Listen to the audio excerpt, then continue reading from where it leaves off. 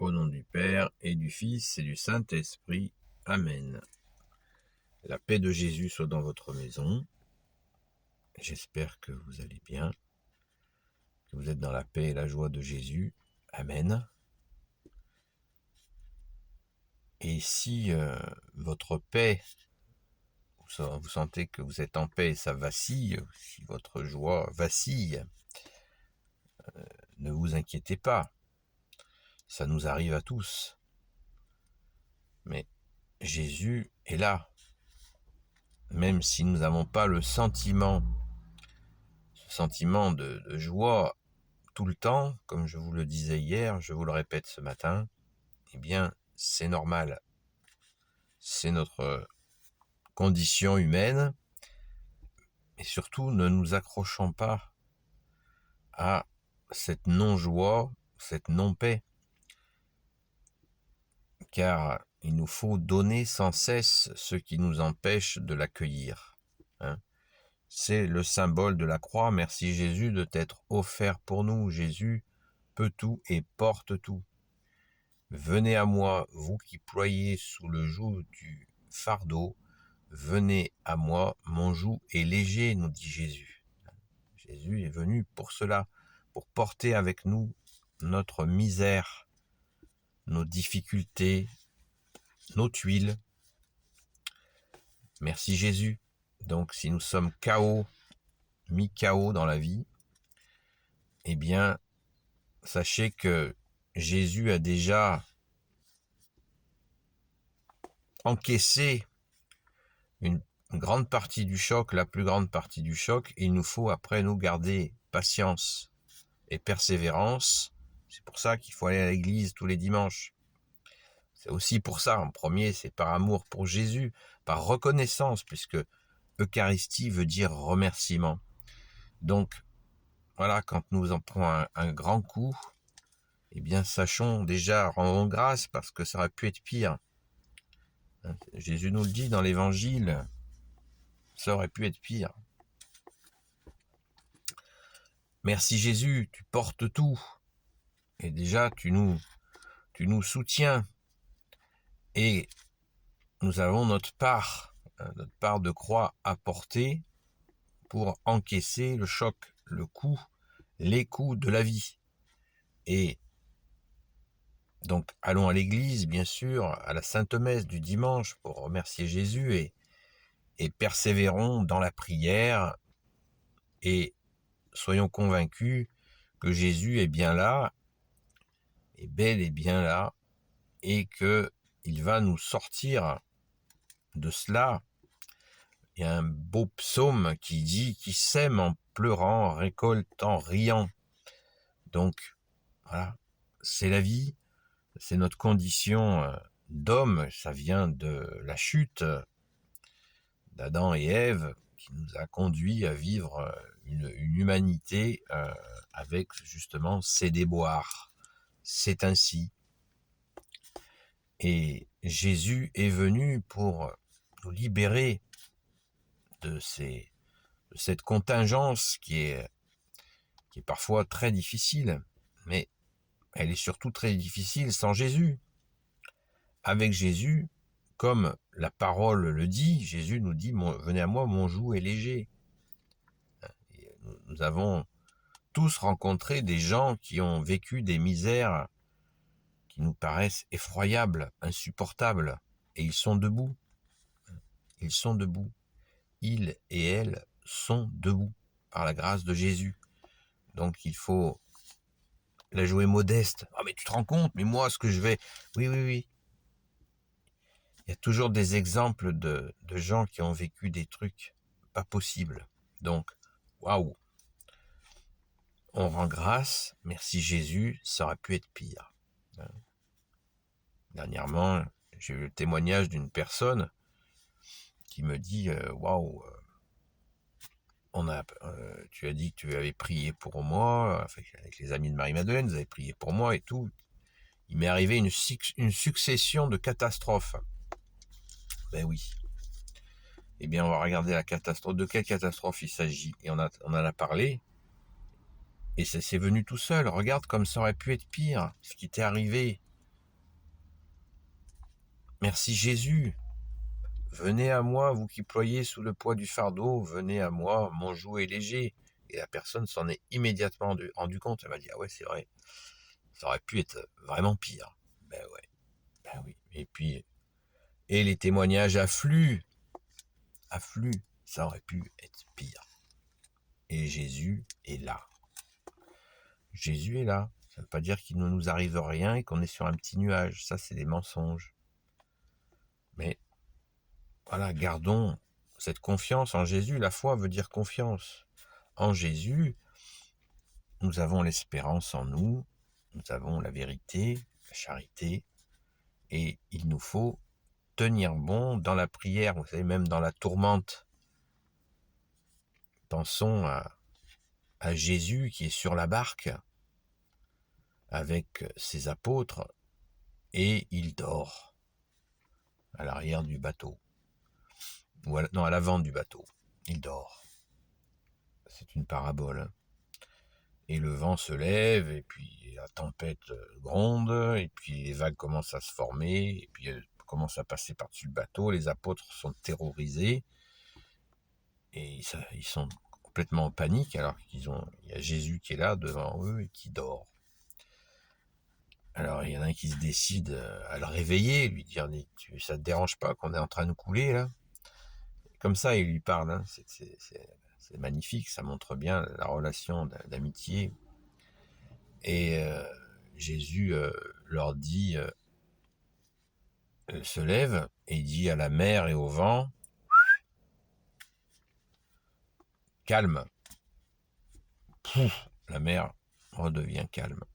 Alors les apôtres sont saisis, et là Jésus leur passe un savon, il leur dit, homme de peu de foi, pourquoi vous ne croyez pas? Voilà. Ben, ils avaient Jésus avec eux, alors ils ont été demandés à Jésus, et ils auraient pu eux-mêmes prier pour que la tempête s'arrête, d'eux-mêmes.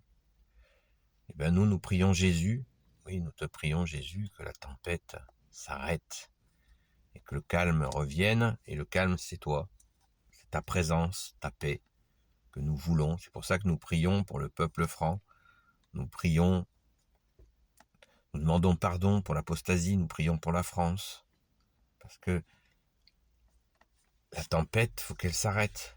Voilà, la tempête de destruction de la France, et bien sûr de nous qui sommes les habitants, faut que ça s'arrête. Faut que ça s'arrête pour que notre roi de gloire règne le plus rapidement possible. Merci Jésus. Jésus, j'ai confiance en toi. Je confie le passé à ta miséricorde, le présent à ton amour, l'avenir à ta providence.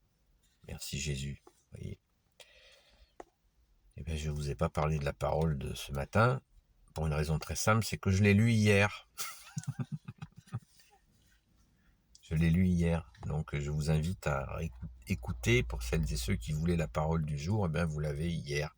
Parce que des fois, comme je l'explique souvent, on nous propose une lecture pour la Sainte Messe, puisque la lecture du jour, c'est la lecture de la messe de chaque jour.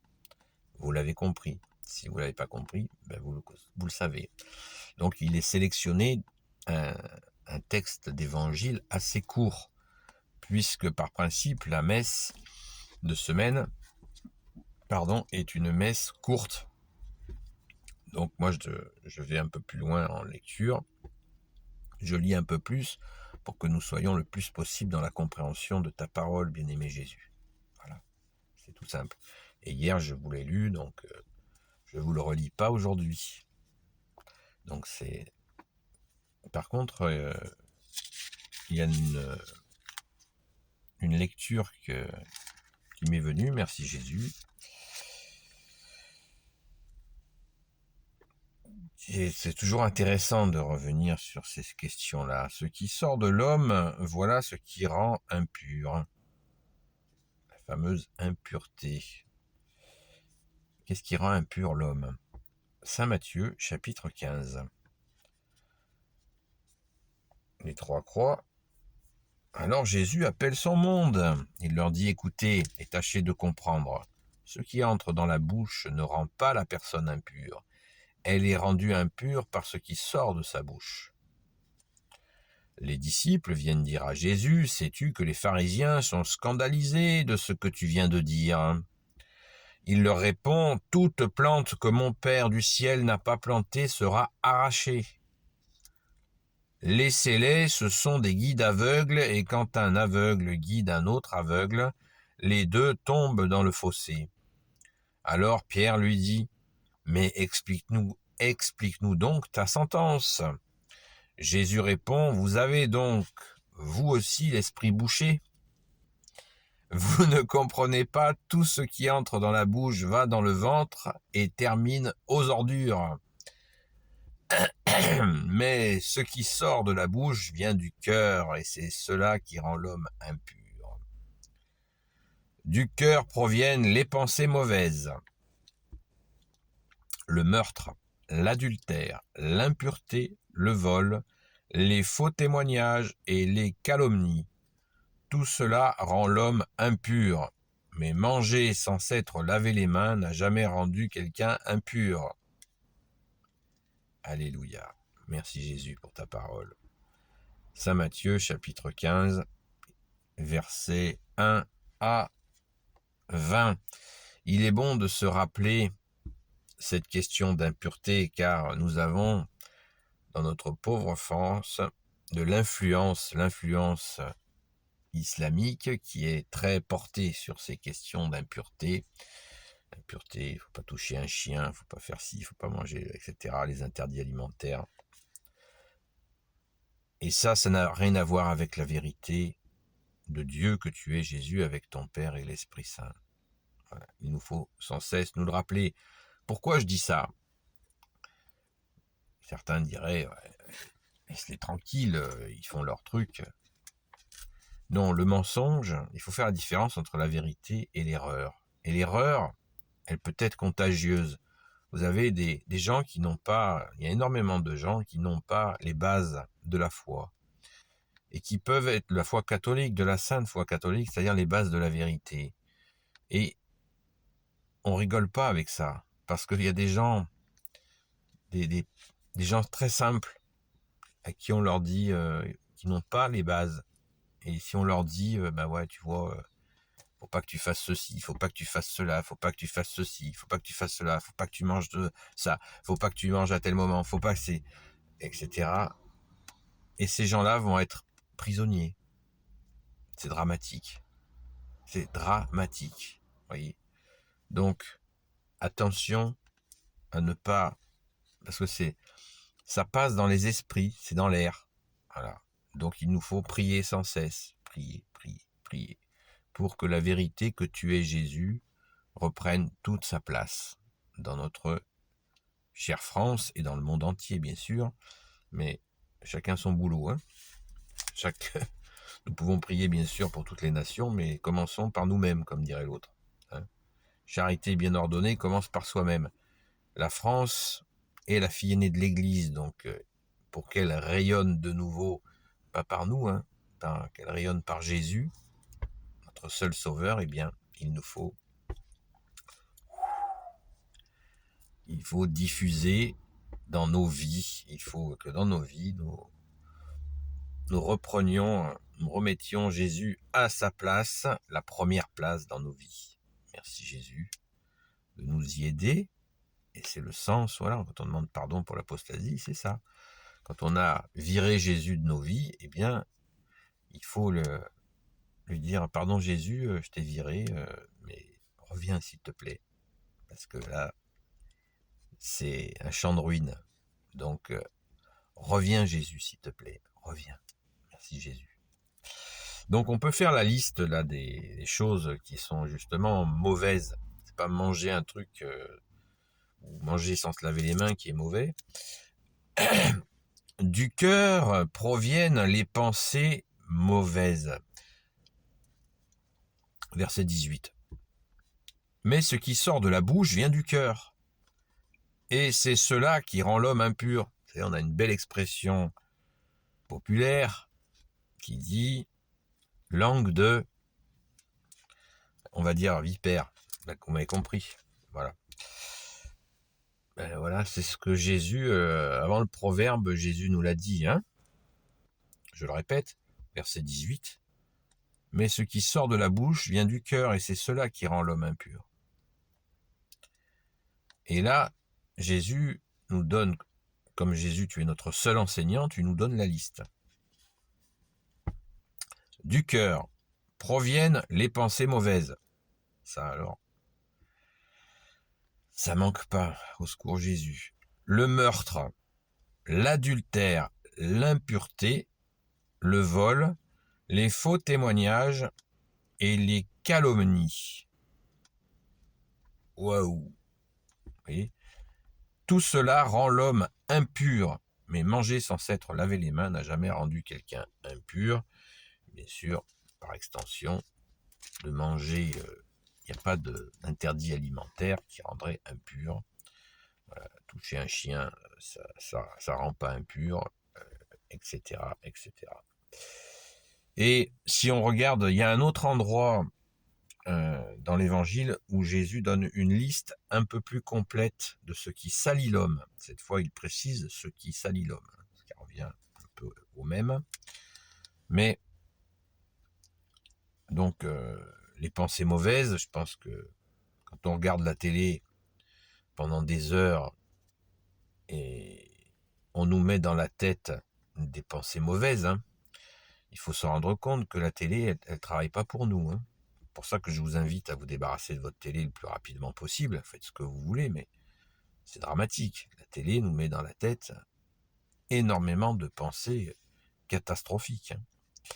Et d'aller dormir avec ça, au moins priez avant d'aller dormir, hein. Confiez votre nuit, votre repos à Jésus.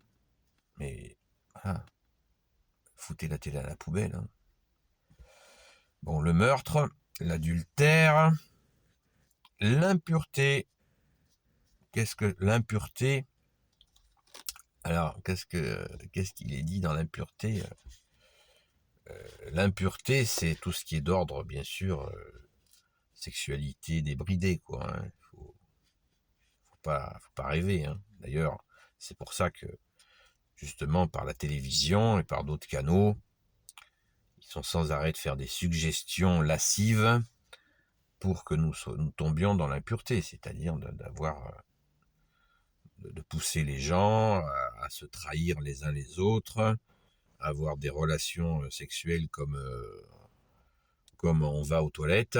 Et non, c'est ça l'impureté, hein. C'est pas un jugement, c'est une réalité, c'est dramatique, hein. Le vol, sans commentaire. Les faux témoignages, sans commentaire aussi, malgré que quelques précisions s'imposent. Un faux témoignage, ça paraît si gros. Mais quand on parle, justement, quand on se laisse aller à médire sur les gens, à parler comme il faut, à dire des choses, on est limite dans le faux témoignage, parce quand on devient absolument impitoyable à parler de telle ou telle personne, eh bien nous avons dans cette impitoyable, c'est souvent faux, parce que la vérité c'est que voilà, les gens ont souvent des circonstances, des fois, que nous ne connaissons pas et que nous ne voulons pas voir, parce qu'on est pris dans cette envie de parler et des fois de médire, hein, de dire de la merde. Voilà, je voulais pas le dire, je l'ai dit. Voilà. Donc, les jeunes ont cette expression d'ailleurs, hein, et je la trouve, bon, elle n'est pas terrible, mais dire de la merde, je trouve que ça correspond bien. Voilà. C'est très imagé, mais réaliste. Donc, évitons cela. Et les calomnies, voilà, ça revient un peu au même. Voilà. La calomnie, ça y va. Donc, soyons vigilants de ne pas tomber dedans, parce que ça, c'est très moche. Voilà. Très, très moche. Et quand on le sent, hein, quand ça vient, les calomniateurs, Surtout, ne traînons pas avec ça, parce que ça, c'est vraiment, pour le coup, c'est vraiment sale, quoi. Quand quand on tombe dans la calomnie, je pense qu'on le sait tous, hein, j'enfonce des portes ouvertes, euh, après on se sent vraiment dégueulasse, hein. Et c'est vrai que les mains sales par rapport à la salissure qu'on sent quand on s'est sali le cœur à médire sur des gens ou à carrément calomnier, après on se sent vraiment dégueulasse, hein. Et puis là, on peut y aller au savon, ça changera rien, hein. Là, c'est direct à la confession avec un curé. Pardon Jésus, j'ai bavé sur telle personne, voilà, pardon Jésus, je te demande pardon, et bien sûr, je fais, je te demande Jésus de m'aider à garder ma langue justement de la calomnie, du faux témoignage. Donc, petite, petite ou grosse parenthèse sur ce qui sort de l'homme, voilà ce qui est impur. Je crois que ce petit rappel, je l'ai abordé plusieurs fois dans vidéo, mais est souvent nécessaire, à commencer par moi-même. Car je crois que nous avons tous à travailler, et prions, prions. Si nous nous sentons lourds et sales, allons nous confesser, et surtout prions. Voilà. Prions, parce que dans la prière, Jésus, tu fais des merveilles. Et bien sûr, supplions Jésus, notre seul maître, notre seul enseignant, qui est le seul à pouvoir tourner notre façon de voir, de nettoyer notre œil, nos yeux, pour regarder les choses, les bons côtés des choses, et sans être dans la vérité, sans être naïf, et ainsi d'avancer pour faire ta gloire au Jésus, et être dans ta paix, dans ton amour, et en gardant ta parole, hein, parce que c'est ça, garder la parole, c'est mettre en pratique ce que tu nous as enseigné, et ainsi nous devenons libres. Merci Jésus, alléluia. Béni soit le Père, le Fils et le Saint-Esprit, amen. Ô Jésus, toi qui peux tout et qui portes tout, toi le Sauveur, toi l'Emmanuel, je te confie toutes celles et ceux qui regarderont cette vidéo, ainsi que leurs proches, selon ta sainte volonté, ô Jésus. Sainte Marie, Reine des cieux, toi l'Immaculée Conception, toi qui écrases le serpent, toi qui as la lune sous tes pas, toi notre Mère, Notre-Dame. Saint Joseph, toi le juste et le saint, toi le sage, toi la terreur des démons, toi le saint gardien de la Sainte Église catholique apostolique. Saint Joseph, vous avez entendu, la terreur des démons. Merci, grand Saint Joseph. Sainte Marie-Madeleine, notre chère sainte patronne.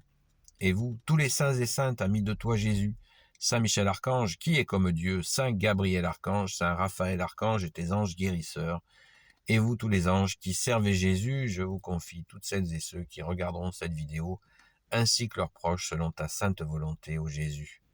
La paix de Jésus soit dans votre maison, et je voulais faire un bienvenue aux nouveaux abonnés, nouvelles abonnés. Soyez bienvenus, et n'hésitez pas à faire des suggestions en m'écrivant ami-marie-madeleine@gmail.com. Vous avez dans les coordonnées à propos d'eux, ou dans les commentaires. Et merci